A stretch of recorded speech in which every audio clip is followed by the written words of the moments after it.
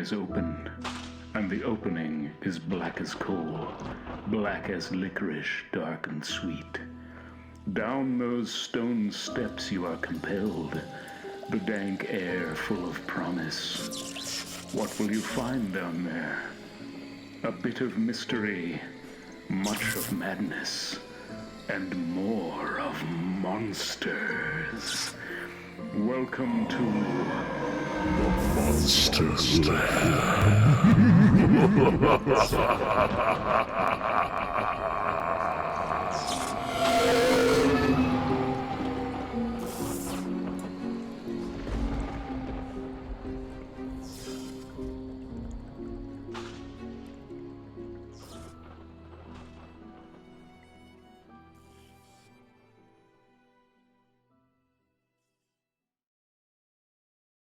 The Telltale Heart by Edgar Allan Poe. True, nervous, very, very dreadfully nervous I had been, and am. But why will you say that I am mad? The disease had sharpened my senses, not destroyed, not dulled them. Above all was the sense of hearing acute. I heard all things in the heaven and in the earth. I heard many things in hell. How then am I mad? Hearken, and observe how healthily, how calmly I can tell you the whole story. It is impossible to say how first the idea entered my brain, but once conceived, it haunted me day and night. Object there was none. Passion there was none. I loved the old man. He had never wronged me. He had never given me insult. For his gold I had no desire. I think it was his eye. Yes, it was this. One of his eyes resembled that of a vulture, a pale blue eye with a film over it. Whenever it fell upon me, my blood ran cold, and so by degrees, very gradually, I made up my mind to take the life of the old man, and thus rid myself of the eye forever. Now this is the point. You fancy me mad. Madmen know nothing. But you should have seen me. You should have seen how wisely I proceeded, and with what caution, with what foresight, and with what dissimulation I went to work. I was never kinder to the old man than during the whole week before I killed him. And every night about midnight, I turned the latch of his door and opened it, oh so gently, and then, when I had made an opening sufficient for my head, I put in a dark lantern, all closed so that no light shone out. And then I thrust in my head.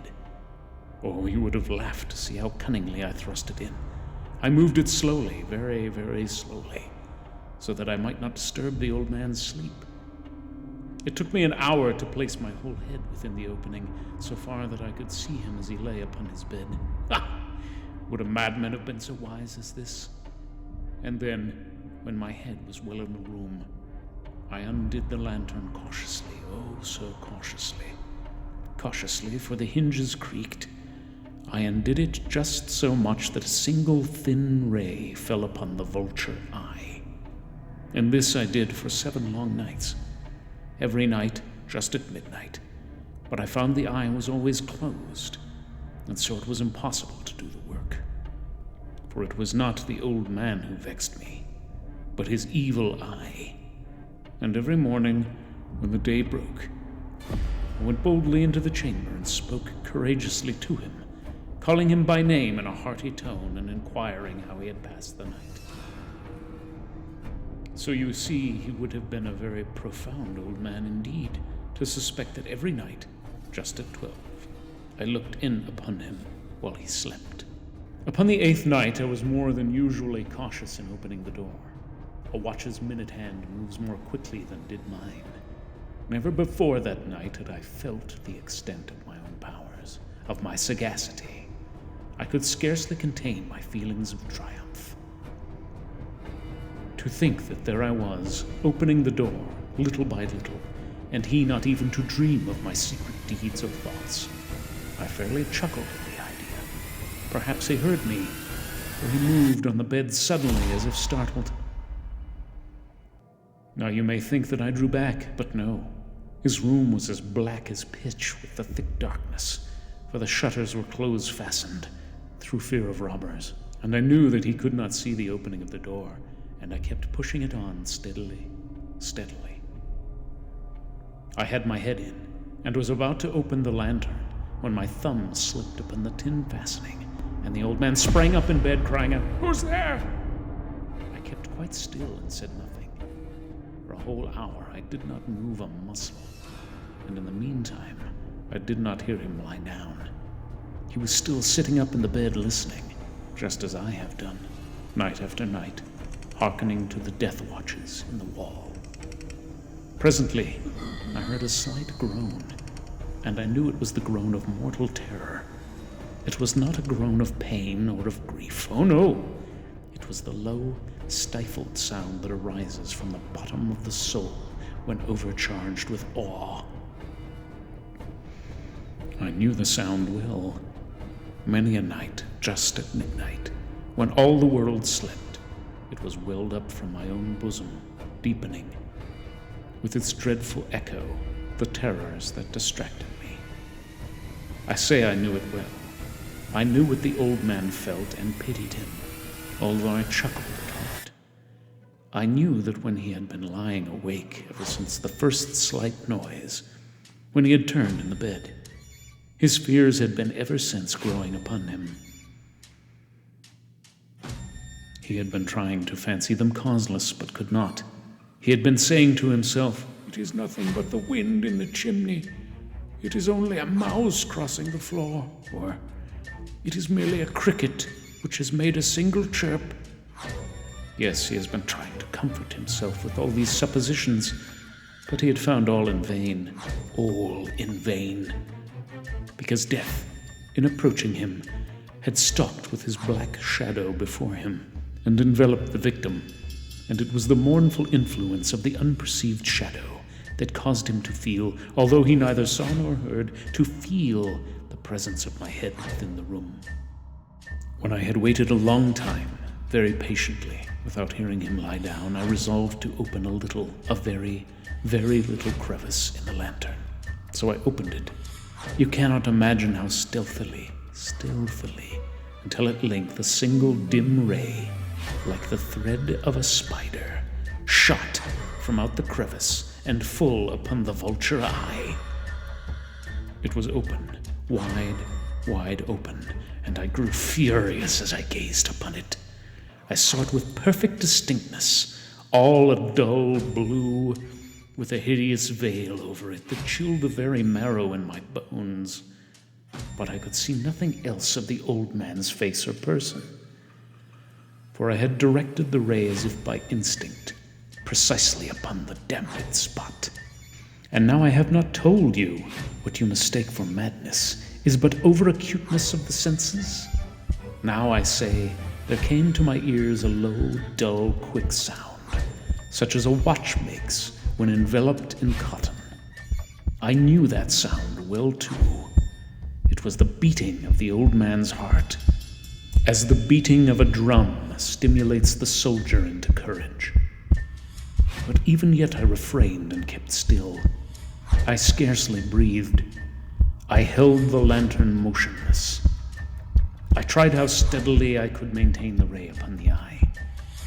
Meantime, the hellish tattoo of the heart increased. It grew quicker and quicker and louder every instant. The old man's terror must have been extreme. It grew louder. I say louder every moment. Do you mark me well? I am nervous, so I am. Now at the dead hour of the night, amid the dreadful silence of the old house, so strange a noise as this excited me to uncontrollable terror. Yet for some minutes longer I refrained and stood still, but the beating grew louder. I thought the heart must burst, and now a new anxiety seized me. The sound would be heard by a neighbor. The old man's hour had come. With a loud yell, I threw open the lantern and leaped into the room. He shrieked once, only once. In an instant, I dragged him to the floor and pulled the heavy bed over him. His smile smiled gaily to find the deed so far done, but for many minutes the heart beat on with a muffled sound. This, however, did not vex me. It would not be heard through the wall. At length it ceased. The old man was dead. I removed the bed and examined the corpse. Yes, he was stone dead. I placed my hand upon the heart and held it there many minutes. There was no pulsation. He was stone dead. His eye would trouble me no more. If still you think me mad, you will think so no longer when I describe the wise precautions I took for the concealment of the body. The night waned, and I worked hastily, but in silence. First of all, I dismembered the corpse. I cut off the head and the arms and the legs. I then took up 3 planks from the flooring of the chamber and deposited all between the scantlings. I then replaced the boards so cleverly, so cunningly, that no human eye, not even his, could have detected anything wrong. There was nothing to wash out, no stain of any kind, no blood spot whatever. I had been too wary for that. A tub had caught all. When I made an end of these labors, it was 4 o'clock, still dark as midnight. As the bell sounded the hour, there came a knocking at the street door. I went down to open it with a light heart, for what had I now to fear? There entered 3 men who introduced themselves with perfect suavity as officers of the police. A shriek had been heard by a neighbor during the night. Suspicion of foul play had been aroused. The officers had been lodged at the police office, and they, the officers, had been deputed to search the premises. I smiled, for what had I to fear? I bade the gentleman welcome. The shriek, I said, was my own in a dream. The old man, I mentioned, was absent in the country. I took my visitors over the house. I bade them search well. I led them, at length, to his chamber. I showed them his treasures, secure, undisturbed. In my enthusiasm of my confidence, I brought chairs into the room and desired them here to rest from their fatigues, while I myself, in the wild audacity of my perfect triumph, placed my own seat upon the very spot beneath which reposed the corpse of the victim. The officers were satisfied. My manner had convinced them. I was singularly at ease. They sat, and while I answered cheerily, they chatted familiar things. But ere long, I felt myself getting pale and wished them gone. My head ached, and I fancied a ringing in my ears. But still they sat, and still chatted. The ringing became more distinct. It continued and became more distinct. I talked more freely to get rid of the feeling, but it continued and gained definitiveness until at length I found the noise was not within my ears. No doubt I now grew very pale, but I talked more fluently with a heightened voice. Yet the sound increased, and what could I do? It was a low, dull, quick sound, much such a sound as a watch makes when enveloped in cotton. I gasped for breath, and yet the officers heard it not. I talked more quickly, more vehemently, but the noise steadily increased. I arose and argued about trifles in a high key with violent gesticulations, but the noise steadily increased. Why would they not be gone? I paced the floor to and fro with heavy strides, as if excited to fury by the observation of the men, but the noise steadily increased. Oh, God, what could I do?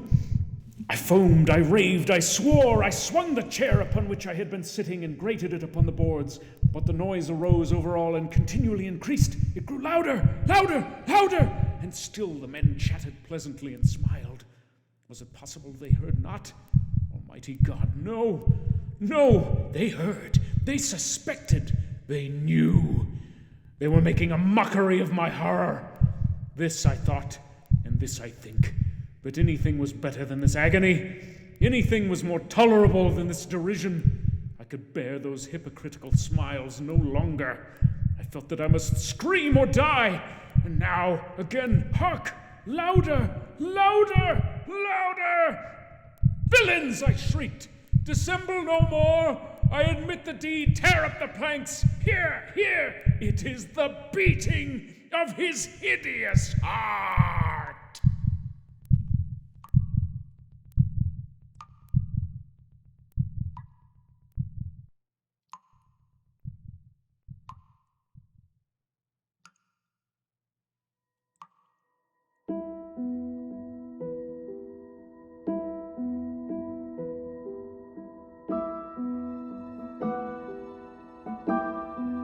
This has been the Monster Lab's presentation of Edgar Allan Poe's The Telltale Heart, read by Dashiell Coyne, produced and edited by Steve Clark, music by Vivek Abhishek. To enjoy other classic chillers on audio, subscribe to the Monster Lab.